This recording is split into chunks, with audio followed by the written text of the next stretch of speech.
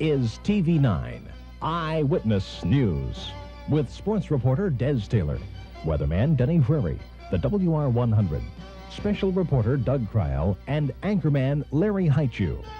Good evening. Firemen in Des Moines are at this moment fighting a multiple alarm blaze on the north side of that city. At least 2 bodies have been taken from the burning building. They have not yet been identified. Local hospitals report at least 8 other persons were being treated for severe burns or smoke inhalation. There are more than 40 apartments in that building. The Swisher Corner intersection on Highway 218 has claimed another life, a traffic fatality there this morning.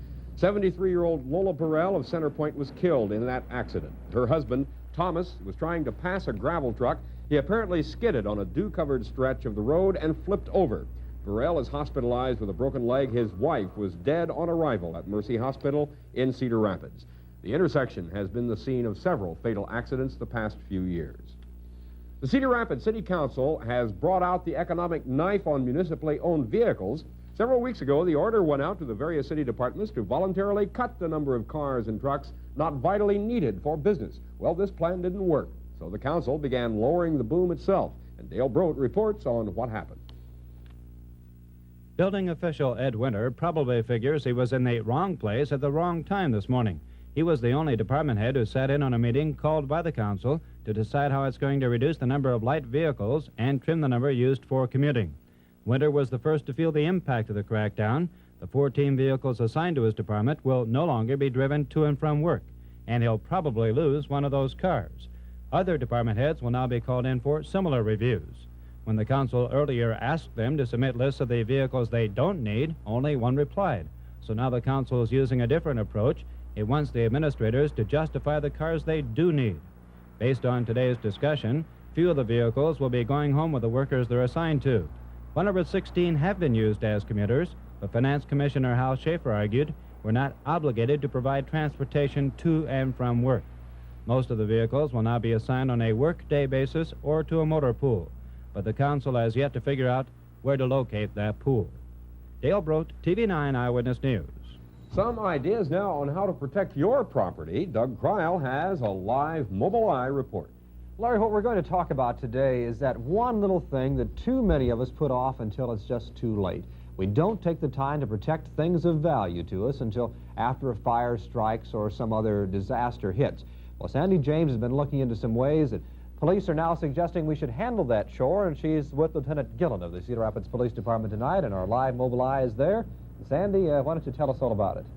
Okay, Doug. Well, first of all, this happens to be Crime Prevention Week, and so we've literally cornered Lieutenant Gillen tonight to help us explain the importance of protecting our property. I guess one of the first things to do is protect our valuables in our homes, and how would we go about that? Well, we suggest that you start by photographing all items of value. And this would be your television, stereo, hi-fi, jewelry. Also that you keep an inventory list of these items, and that you list a good description on it, the value of it, a serial number if it's possible, and that you keep it in duplicate. Keep one in your home and one outside the home, safety deposit box or your attorney's office. These will prove valuable documents in case of loss of fire or theft. Lieutenant Gillen, this is Doug Krile at the studios. Can you hear me? Yes, sir. There's been a lot of talk recently about engraving serial numbers and so forth on your property. Is that still a recommended practice? Yes, sir, it is. We have an electric graver right here that was donated to the police department by the Insurance Women of Cedar Rapids Incorporated. Stop by the police station and join our Operation ID. We'll let you have this for 3 days to mark items of value. Now, does it cost anything to use the engraver? Absolutely not. It's free of charge. And how would you go about engraving your items? Well, it has settings on it. We suggest that you use your Social Security number, which is the same as the audit number on your driver's license here in the state of Iowa. And that way you could prove that the item does belong to you should it be lost through fire or theft. Absolutely. That's the correct way. Okay, thank you very much, Lieutenant. And as you can see, Doug, I guess a little preventive measures in the beginning can save you a lot of time and grief and money in the end. Thank you much, Sandy. Is that a sunset behind you? Beautiful, isn't it? That's the first time we've seen that for many, many months, it seems like. Larry, in a few minutes, will be talking about some problems, maybe some solutions to some problems at the college community schools. All right. A convicted Cedar Rapids robber serving time at the Alamosa Reformatory is suing the police officer who shot him during the arrest. Edward Heyderscheid was fleeing, armed with a weapon from the robbery scene when shot in the lower abdomen and the buttocks by patrolman William Hintz. Well, the victim is seeking $750,000. Officials at the time say the officer did exactly what he was supposed to do. Could money be at the roots of the Ellis Hotel controversy in Waterloo? Well, Bob Griffin, assistant city attorney there, thinks so. He voiced that concern during a hearing today over arguments to make that building a halfway house, and Ralph Patterson has more on that story. The hearing this morning lacked luster compared to the fiery controversy that led up to it. What was hoped to be decided was whose building codes applied to the Ellis Hotel, the city or the state. The state said their building code applied and could not be enforced by Waterloo inspectors. They said simply Waterloo had no real argument and asked for dismissal of the case. Waterloo said court services did not want to comply with local codes because the renovation demands would be too expensive. The lease, according to Waterloo attorneys, did not make the state owners of the building. A motion to counter another motion by the state was filed by Waterloo sometime yesterday. This may mean another hearing. The case will be decided by Judge C.H. Wild, and no one knows when that decision will be made. The arguments now appear much like a game of ping pong, but the fact is the Ellis Hotel is presently used as a work release center. Ralph Patterson, TV9 Eyewitness News, Waterloo. Both men involved in the November 29th robbery of the Bohemian Savings and Loan have now been sentenced. Yesterday, Judge Edward McManus sentenced Monty Doctorman to 20 years in prison for his part in that holdup. Today, William Gibbons got 25 years for the same robbery. Well, this was the first day for 3 new civilian jailers at the Lynn County Jail. You'll notice they're not wearing uniforms, and they won't have to, but they will sport name tags. The 2 men and a woman will receive some interdepartment training with deputies, but they'll be called detention officers and will be paid at a lower grade than sheriff's deputies. Coming up next, results of a college community school survey.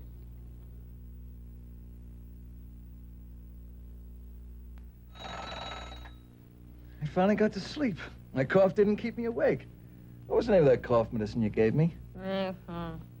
Helen, it worked. Tell me the name. Briacol cough medicine has what it takes to help get you through the night. One of the strongest cough suppressants you can get. And because a stuffed-up nose also makes it hard to get to sleep, now a stronger decongestant, Sinephenol D, to help you breathe easier. Briacol. Briacol has what it takes to help get you through the night. Got that front end fixed up quick, didn't you? Yeah, real quick. I got the shield. Can you give my daughter long-term security, young man? Absolutely, sir. I've got the shield. Give yourself the security of the shield of MFA Insurance, the shield of shelter for your home and car, for your life and health. I heard you really tore up the ski slopes last week. Actually, it was the other way around. It's a good thing I had the shield. It takes time to brew a light beer so good it's called Premium Light. It takes time and the brewing skill of the House of Heilemann. New Premium Light is less filling, but thoroughly enjoyable because Heilemann took the time and got it right. Premium Light is brewed slowly, naturally, to deliver 1/3 fewer calories, but 2/3 more beer taste than you ever thought possible. New Premium Light by Heilemann. We took our time and got it right. The results are now in from a survey of parents who have children attending the college community schools. Special reporter Doug Krile tells us about it. Larry's Gary Galvin was telling us last night in a special Mobile Eye report we had from the school, better than 50% of the parents took the time to answer this survey, and it's a long one. It took some time, and the school is very happy for those who did take the time to do it. It covers all aspects of the school setup, but the emphasis was on the PLAN program.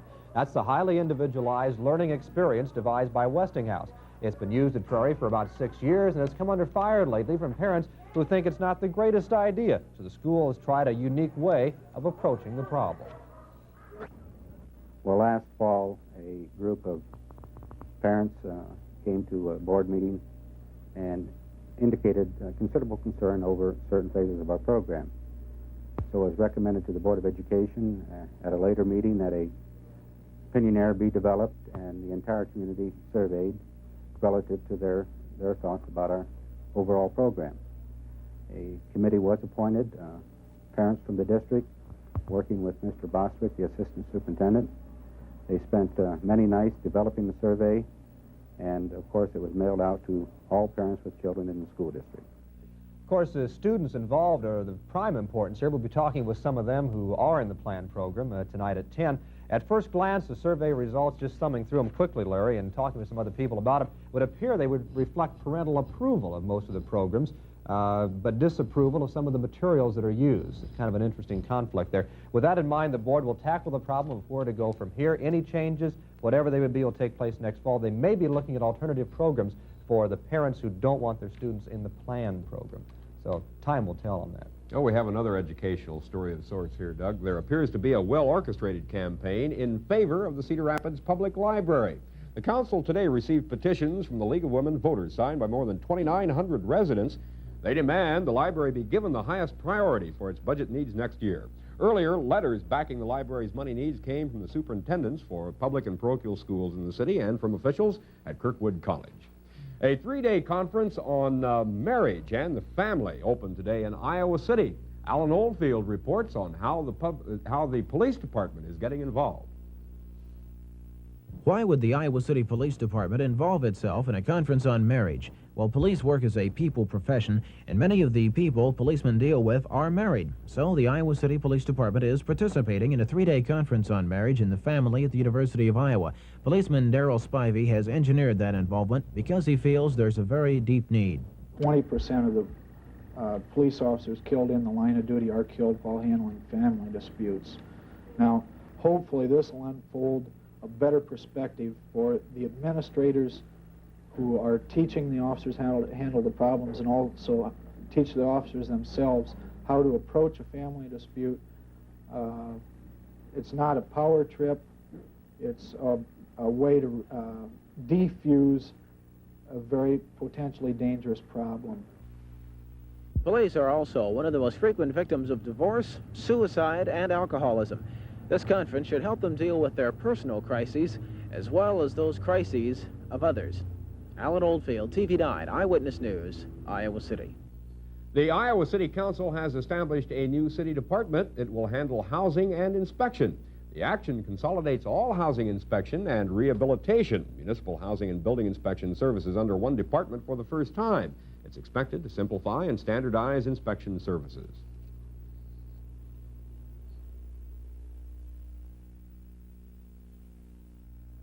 Despite the fact that more than half of Iowa's elderly and chronically ill have been immunized against the flu, many health officials still are predicting an outbreak of the A. Victorian strain in the state. And Peter Van Sant has more on that story. No cases of A. Victoria flu have been reported in Iowa, but one state health official says that it's just a matter of time before some cases show up. Compared with other flu strains, A. Victoria is considered in the same class with Hong Kong flu. It's an influenza that is systemic. It attacks the whole body. It causes headache. That may be the most marked symptom, a generalized headache. It causes fever up to 103 degrees. It causes sore throat and cough. And the cough may be productive of a yellow or green sputum. The symptoms may last 2 or 3 days, and the problems with the influenza is that it decreases your defenses.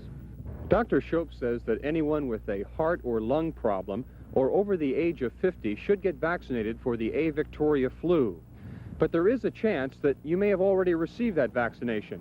If you took part in the swine flu program, many counties included the A. Victoria vaccination with their swine flu shot. So check with your local health officials to find out for sure. Peter Van Sant, TV9 Eyewitness News, Dubuque. The Bob Hope Desert Classic is underway. Des Taylor tells us about that next in sports. I know that some chocolate candies taste better than others. Brock's chocolate candies always taste delicious because Brock's uses 7 distinctive recipes of real chocolate. Thick real milk chocolate enhances Brock's fresh roasted peanuts. Real dark chocolate makes Brock's chocolate-covered mints refreshingly good. Brock's delicious cordial cherries are covered with still another real chocolate. Look for the familiar Brock's stripes. There's no substitute for the good taste of Brock's real chocolates. Land O'Lakes introduces ice milk with flavor. Country ice milk, made with crunchy nuts, chips of real chocolate, fresh fruits, delicious flavor, and dairy-fresh low-fat milk. Country ice milk, new from Land O'Lakes. Ice cream flavors, ice milk calories. Get a taste of the country.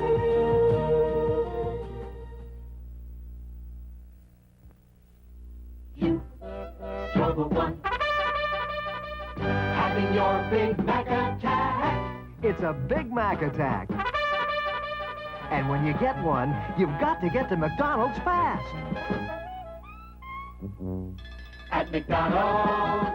We've got the cure for your Big Mac attack at McDonald's in Waterloo, Cedar Falls, Iowa City, Cedar Rapids, and Dubuque, where we do it all for you.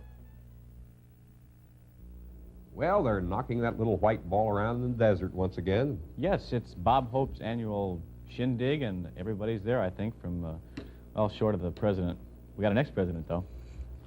Johnny Miller is the defending champion of the Bob Hope Desert Classic, but he's off to a slow start today. Miller turned the first 9 at 2 over par. There's just a possibility that Johnny's being distracted by his playing partners, who include former President Gerald Ford and performer Sammy Davis Jr. With most of the 128 pros still out on the course at this time, Rick Massengale and Bruce Litsky have the early leads at 4 under par. Well, there's bad news for Iowa State fans tonight in the shorts. The Cyclones play the worst team in the Big 8 conference tonight. That's Colorado. But their 6'11" center, Dean Uthoff, is being slowed down by the flu. Not only that, but Coach Lynn Nance says his Cyclone team is playing some of the poorest basketball they've played all year. Alex Agassi has been named the new athletic director at Eastern Michigan University. Agassi was fired as the Purdue head football coach after the Boilermakers finished a dismal 5-6 last year. The NFL Detroit Lions have named Tommy Hudspeth as their permanent head coach now. Hudspeth took over the reins as interim coach last season when Nick Forzano was forced to resign. While hunters hoping to take part in the Iowa wild turkey season must have their $10 license by Friday evening, and the season starts at 3 different times, all beginning after April 21st. And I'll be back with another look at skiing after this time out. Beautiful new Skogman model homes are popping up all over. Don't miss Skogman's exciting grand opening in progress right now. To grow clean, healthy soybeans on your variable soils, you need the pre-plant herbicide with excellent crop tolerance. Tolban, the pre-plant that's safe to your soybeans because it has excellent crop tolerance. Tolban for your variable soils. Tolban tolerance. Tolban tolerance. It's a great country, pass it on, everyone. Tomorrow's children have to carry on. Every working man and woman in America depends on energy. Amoco is spending billions to produce new reliable energy here at home to keep our dependence on foreign oil from getting any worse and help keep America working. Our job is you. It's a great country, pass it on.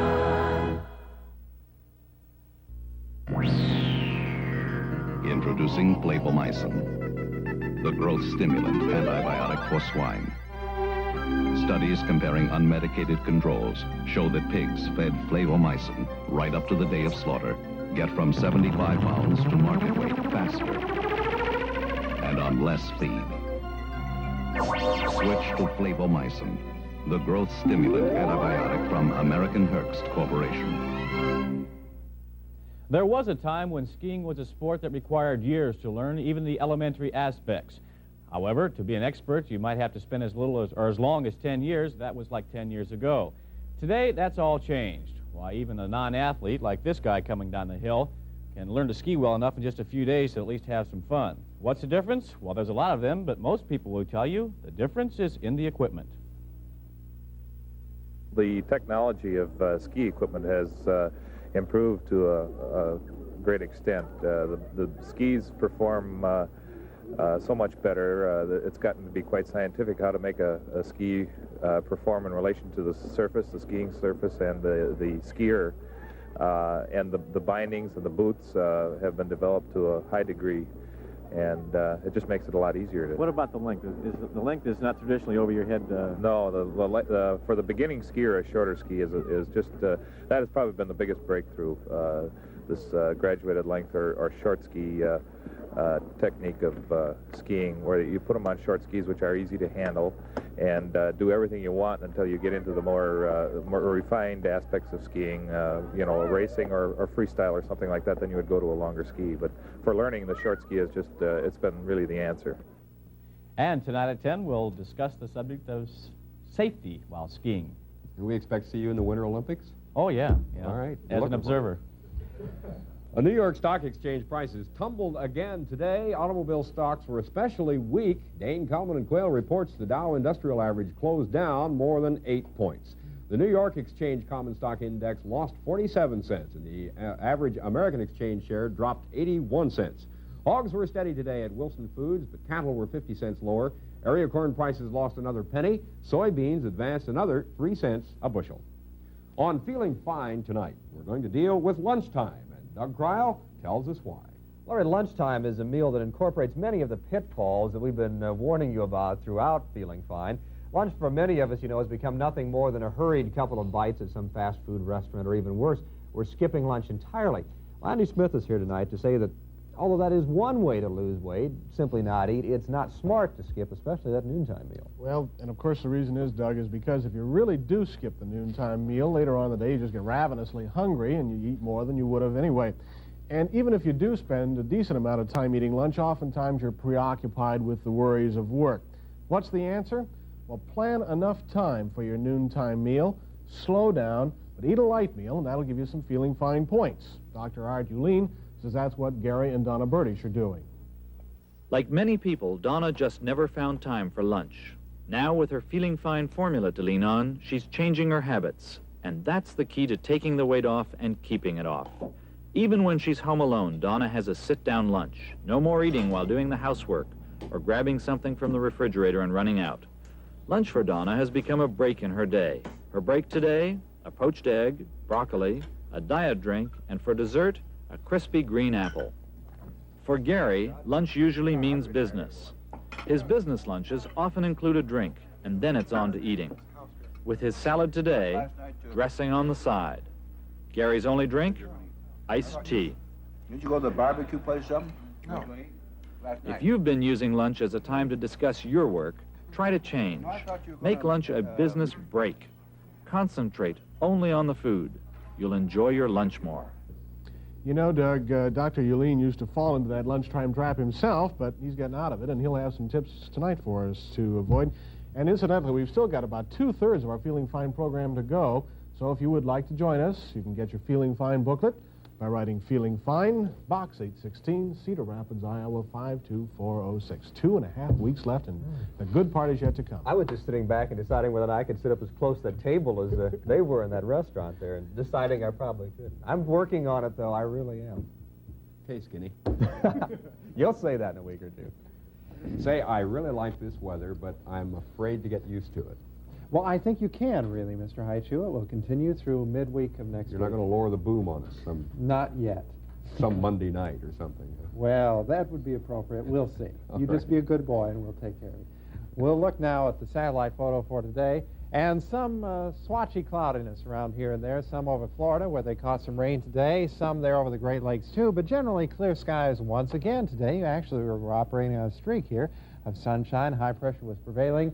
And, of course, off that big high pressure out to the east, we're getting those southwest winds, south and southwest winds, so much warmer, and I feel so good. I went downtown today, and people weren't exactly smiling at me, but they weren't scowling either, and that's progress. This high right now is centered in South Carolina, and, of course, everybody in advance of this got cold again because of the northwest winds. Buffalo, New York, poor Buffalo. Here we're all enjoying this nice weather, and they got another inch of snow today. They were one of those spots in the northeast that did not reach above freezing. Well, this cold air is lurking here just above us, but it's likely to stay just there, so most of the nation is warm as we're getting the flow off this high pressure area. Just that light amount of snow, really, in the northeast. Some rain down there in Florida, 73 degrees in Miami. A high pressure out here, supplementary, you know. So we're going to keep the high, keep the southwest winds, and we're going to keep the warm weather, too.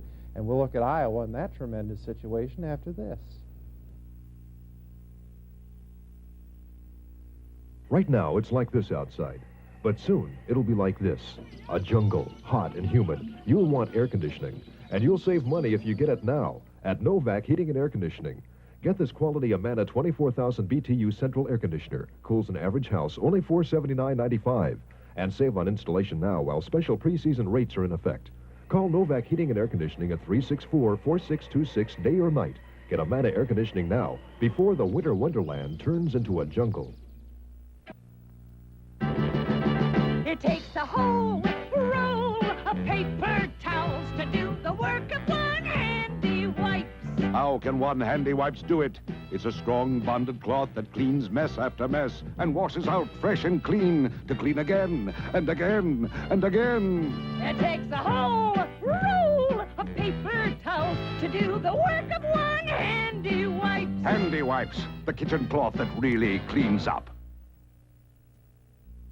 Well, as you all know, it was warm today. However, no records were set. Waterloo got to 57 degrees just 1 year ago today, 1976, so that was a record for them. They didn't miss it by much, getting to 54 today. But look at this. Everybody, well, most everybody into the 40s today, and some places out here in the west were up into the mid-50s, and that was something. 41 at Waterloo, 39 at Cedar Rapids, 1 lower in Iowa City, in the old key city of Dubuque, 36 degrees. That's 2 on the Celsius scale. Clear skies, southwest winds, around 9 to 14 miles an hour, and it's nice. Here's WR100 color radar tonight on the wide 250-mile range. Points drawn in. No areas of precipitation. And looking at today's weather, just enjoy those for a while into the 40s and 50s and early morning lows in the teens. And so our forecast tonight. Fair skies, winds will be southwest around 5 miles an hour, 22 to 29 for low temperatures. And tomorrow will certainly be a highlight. Fair skies, southwest winds 10 to 20, and highs 50 to 55. By tomorrow night, then, partly cloudy, lows 20 to 25. And the 5-day outlook, see, you didn't have to be scared here. 54 for a high. Tomorrow, 45 Friday, and just a little cooler, but then bobbing up again. I'm trying to look at Tuesday. Tuesday? Any minuses? No sneak previews, please. Okay. Well, showcasing Black Awareness Week at Kirkwood College was a fashion show staged by a professional troupe from Chicago. They're called Innovations, and they say this year's trend is a return to elegance.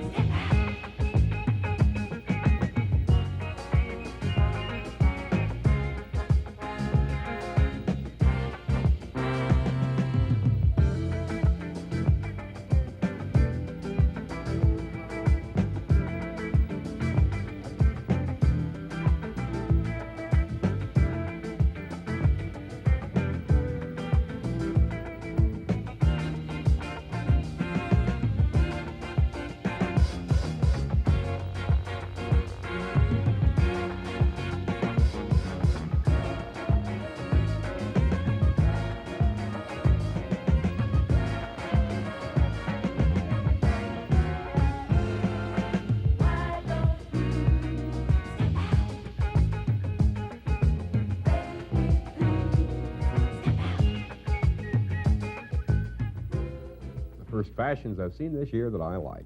That's the news for now. Enjoy the weather. Join us tonight at 10.